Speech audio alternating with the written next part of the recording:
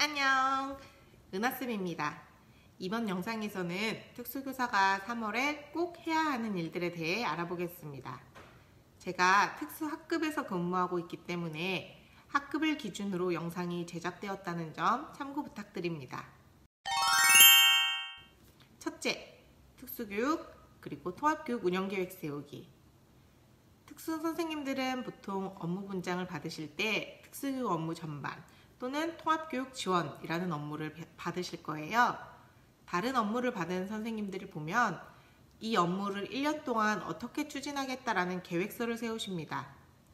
예를 들어 방과 후 학교 업무를 받은 선생님은 방과 후 학교 운영계획, 학생 생활지도 업무를 받은 선생님은 학생 생활지도 계획을 세우시죠. 따라서 특수교사도 특수교육 그리고 통합교육 업무를 받았기 때문에 이 업무를 어떻게 추진하겠다라는 계획서를 세울 필요가 있습니다. 저는 주로 특수교육 및 통합교육 운영계획이라고 통으로 계획서를 짜는 편입니다.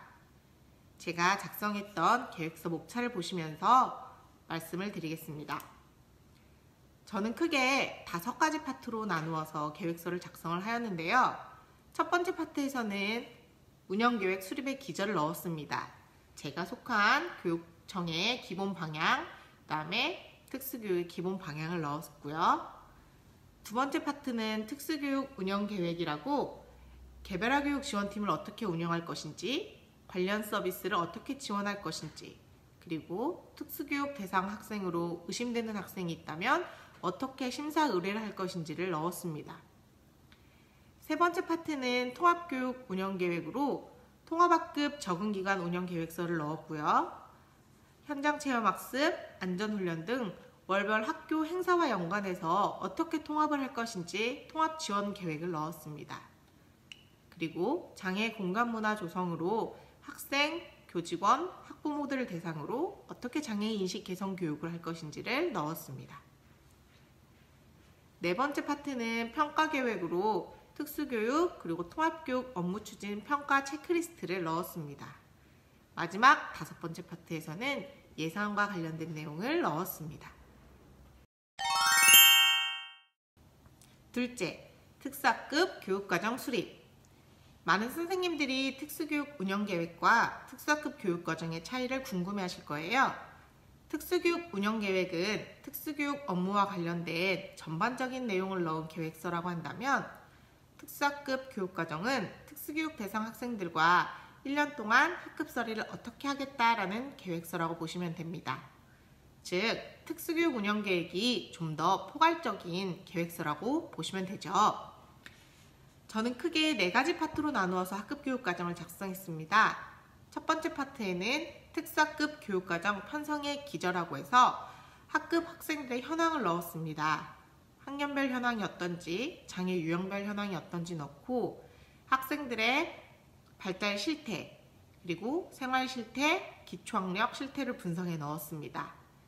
실태 분석한 내용을 토대로 학급 운영 철학을 세우고 운영 철학을 기반으로 학급 교육 목표를 넣었습니다. 두 번째 파트는 특수학급 교육과정 편성 운영으로 2015 교육과정에 근거해서 편성 성격, 운영 방향, 편제와 시간 배당, 교육과정 일수를 넣었습니다.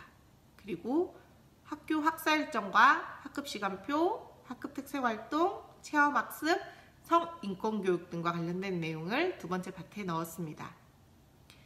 세 번째 파트는 교육과정 운영의 실제 파트로 선생님들께서 1년 동안 어떻게 수업하실지를 넣으시면 됩니다. 저는 교육과정 재구성으로 성취기준 중심의 주제통합학습으로 학급을 운영하고 있어요.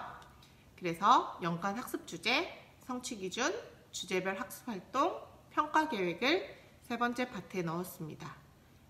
마지막으로 네 번째 파트에는 특수학급 출석부, 교육과정 이수 시수 양식, 그리고 상담 및 관찰 일지 등을 부록 파트에 넣었습니다.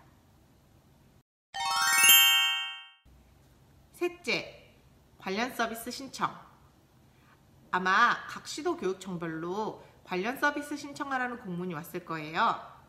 관련 서비스는 방과 후 학교, 치료 지원, 그리고 통학비가 포함이 되죠.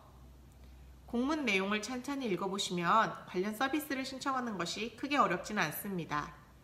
공문을 읽어보시고 제출 기한을 꼭 지켜서 제출 내에 공문을 제출하시면 됩니다. 다만 체크하셔야 될 것은 기존의 서비스를 받고 있는 학생들 중에 이용기관 변동이 있는지 체크하셔야 되고요. 또 통학비를 지원받는 학생 중에 거주지 이동한 학생이 있는지를 체크하시면 됩니다. 넷째, 개별화 교육계획 업무. 개별화 교육계획 업무는 특수교사에게 가장 크고 바쁜 업무 중에 하나지요. 개별화 교육 지원팀 조직, 회의, 회의록 작성, 개별화 교육계획 작성, 평가까지 할 일이 너무 많습니다. 따라서 개별화 교육계획과 관련된 업무 동영상은 따로 제작해서 올리도록 하겠습니다. 이번 영상에서 체크하셔야 될 것은 장특법 제22조 관련 내용입니다.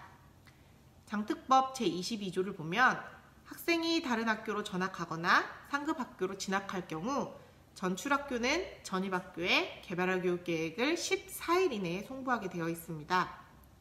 따라서 선생님네 학교에 상급 학교로 진학한 학생이 있는지 또는 전학한 학생이 있는지를 체크하셔서 개별화 교육계획을 14일 이내에 송부하시면 됩니다. 개별화 교육계획을 송부하는 방법은 크게 4가지가 있습니다. 첫 번째는 인편 제출입니다. 출장을 달고 전입학교로 개별화 교육계획을 가지고 가시면 됩니다. 두 번째는 우편 제출입니다. 개별화 교육계획을 등기로 보내시면 됩니다. 세 번째는 나이스 제출입니다.